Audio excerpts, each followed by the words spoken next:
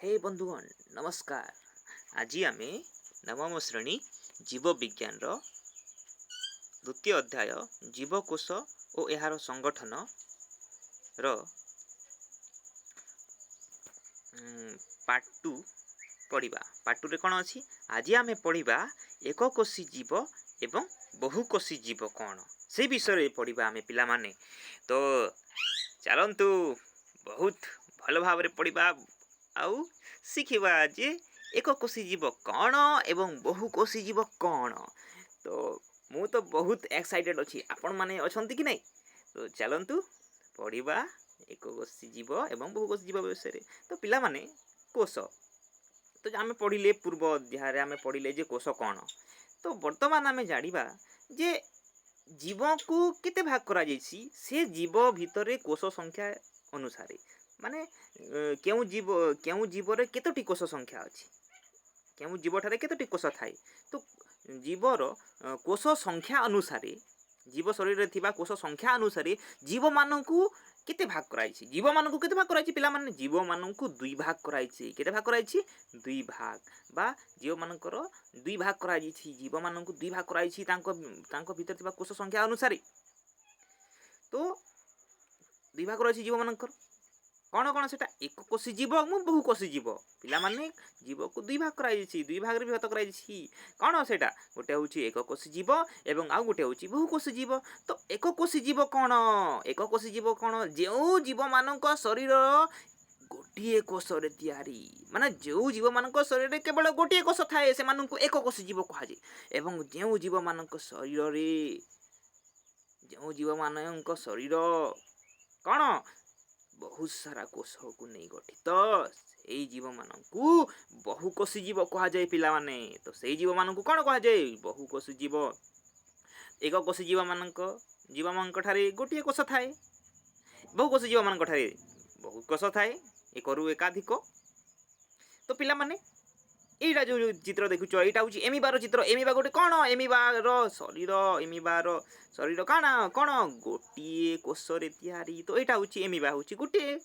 कोश रे तैयारी माने सेटा हूँ एक कोशी जीव। तापर देखुथिबा पिला माने हरिण ठारे बहुत सारा कोश थाए हरिण ठारे कौन बहुत सारा कोश थाए बहुत सारा कोश को नहीं हरिण शरीर गठित होइछि। तो हरिण गोटे कि प्रकार जीव हरिण गोटे बहुकोशी जीव एमिबा गोटे एक कोशी जीव। तो आउ टिके भल भाव रे बुझिबा पिला माने एक कोशी जीव कौन बहुकोशी जीव कौन। तो नेक्स्ट क्लास को जीवा एवं बुझिबा एक कोशी जीव विषय रे। तो पिला माने एक कोशी जीव कौन तो जेउ जीव मानक शरीर गोटे कोश रे गठित होई थाए सेही जीव मानकु एक कोशी जीव कहा जाए। पिला माने एक कोशी जीव केउ मानकु कहा जाए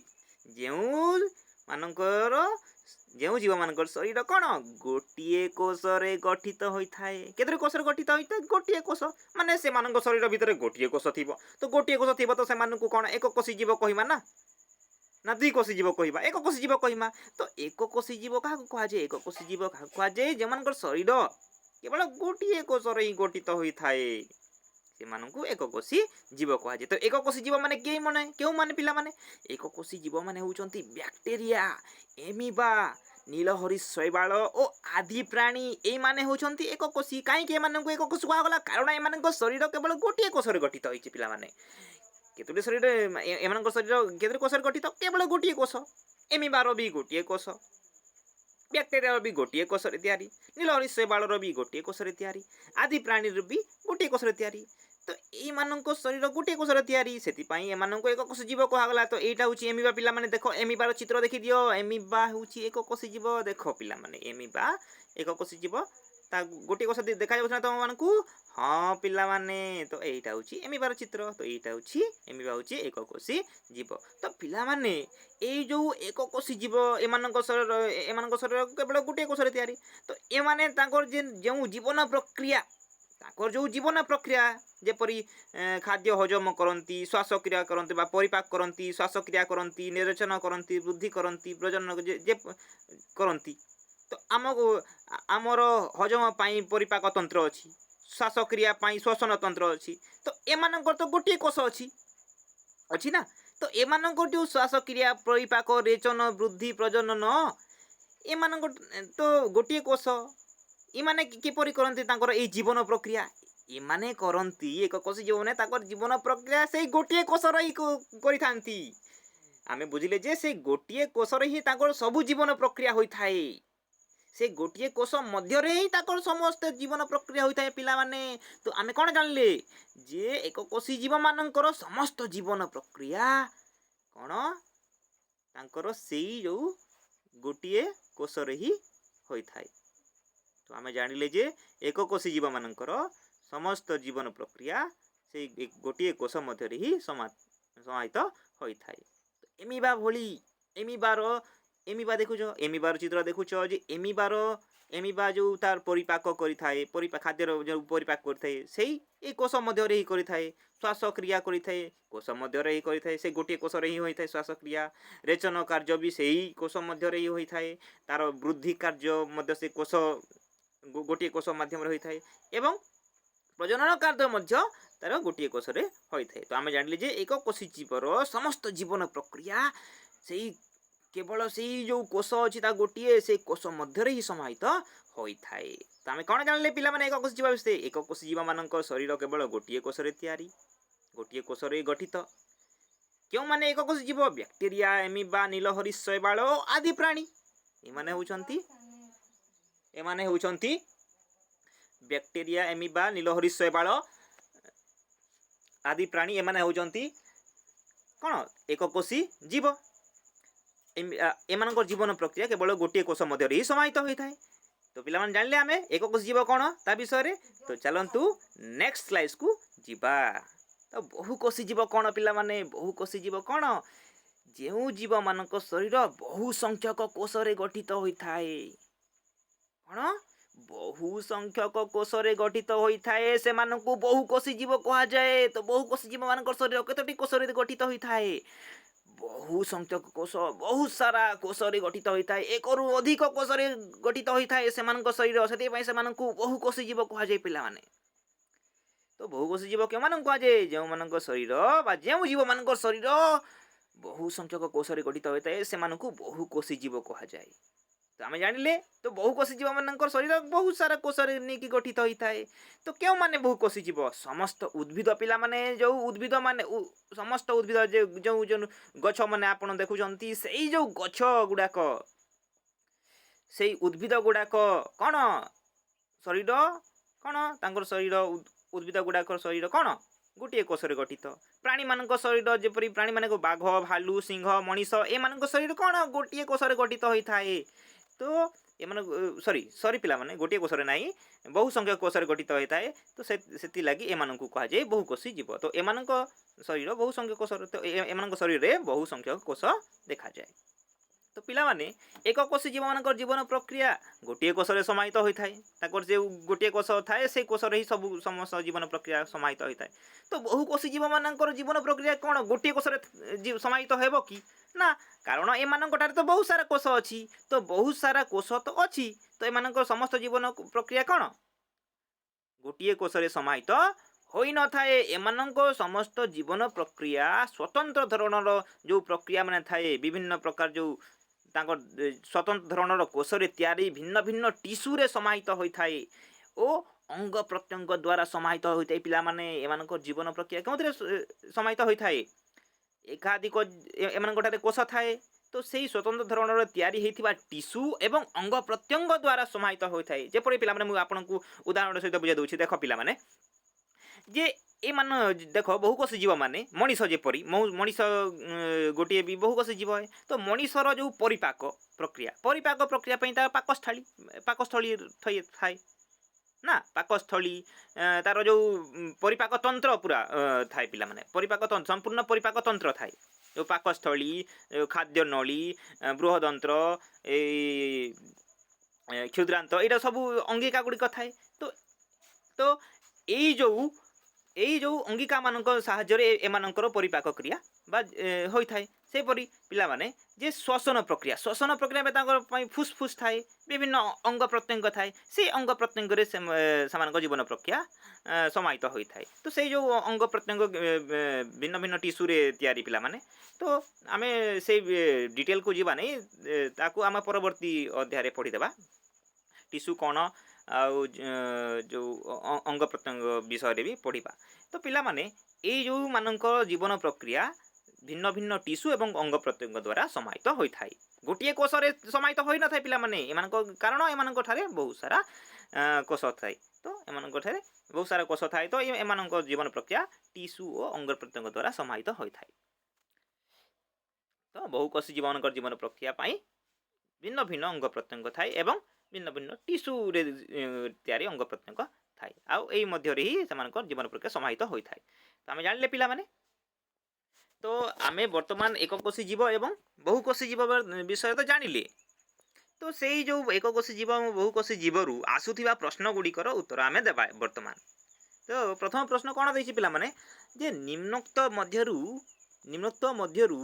केउटी एककोषी जीव देख पिला माने केउ माने एककोषी जीव आपण मानकु ऑप्शन दिया एक नंबर देछि हरिण एककोषी जीव की देख पिला माने एमिबा एककोषी जीव की मनीष एककोषी जीव की ना बाघ एककोषी जीव देख पिला माने हरिण एमिबा मनीष बाघ एमानक मध्यरु केउटी एककोषी जीव आई होप आपण माने उत्तर जानी दे सारी जो कौटा एककोषी जीव तो हरिणर तो बहुत सारा अंगिका थाए विभिन्न भिन्न भिन्न अंगिका मध्य जीवन प्रक्रिया भिन्न भिन्न अंगिकार होता है अंग प्रत्यंग होता है मनीषर भी विभिन्न अंग प्रत्यंग थाए माने कोष बहुत सारा कोष गठित आउ बाघ भी बहुकोषी जीव हेब हरिण भी बहुकोषी एमिबा एमिबा कौन बहुकोषी जीव एमिबा हूँ एककोषी जीव तो आम जान एमिबा हूँ गोटे ये कि एककोषी जीव तो यार सठिक उत्तर कौन पिला माने यार सठिक उत्तर होची ऑप्शन नंबर 2 एमिबा ठीक अच्छे पिला माने तो एमिबा हूँ एककोषी जीव तो पिला माने द्वितीय प्रश्न कौन देछि जे निम्नोक्त मध्यरु केउटी बहुकोषी जीव केउटी बहुकोषी जीव देख पिला माने बहुकोषी जीव कौटा नीलहरी शैवाल कौन बहुकोषी जीव बैक्टेरिया कौन बहुकोषी जीव हाथी कौन बहुकोषी जीव ना एमिबा कौन बहुकोषी जीव देख पिला माने आपण माने ऑप्शन कौटा ठीक सेटा आपण माने कहंतु उत्तर मु देबी मो उत्तर आपण को कहबी किंतु आपण माने निजे भी ट्राई करंतु जे उत्तर देबा पाई तो नीलहरी शैवाल तो एककोषी जीव नुहे सॉरी पिला माने बहुकोषी जीव नुहे एटा होची एककोषी जीव बैक्टेरिया हाँ बैक्टेरिया भी बैक्टेरिया मध्य बहुकोषी जीव नुहे एटा होची एककोषी जीव हाथी कौन एककोषी जीव कि बहुकोषी जीव देख पिला माने हाथी शरीर बहुत विराट काय आउ से शरीर तैयारी पाई बहुत सारा कोष को नहीं शरीर गठित होईछि तो हाथी होची बहुकोषी जीव एमिबा एककोषी जीव तो आमे उत्तर कौन जानले जे हाथी होची कौन पिला माने हाथी होची बहुकोषी जीव तो यार सठिक उत्तर होची पिला माने ऑप्शन नंबर 3 हाथी तो पिला माने आमे परवर्ती प्रश्न को जीवा कौन दैछि परवर्ती प्रश्न जे निम्नोक्त मध्यरु केउटी एककोषी जीव पिला माने केउटी एककोषी जीव सॉरी पिला माने निम्नोक्त मध्यरु केउटी एककोषी जीव संबंध रे सत्य माने एककोषी जीव विषय रे केउटी सत्य कथन कहा जाइछि सत्य माने सत कथा कहा जाइछि एककोषी जीव विषय रे तो देखो पिला माने एककोषी जीव मानक प्रथम ऑप्शन दी एककोषी जीव मान शरीर समस्त जीवन प्रक्रिया केवल गोटे कोष रे होई थाए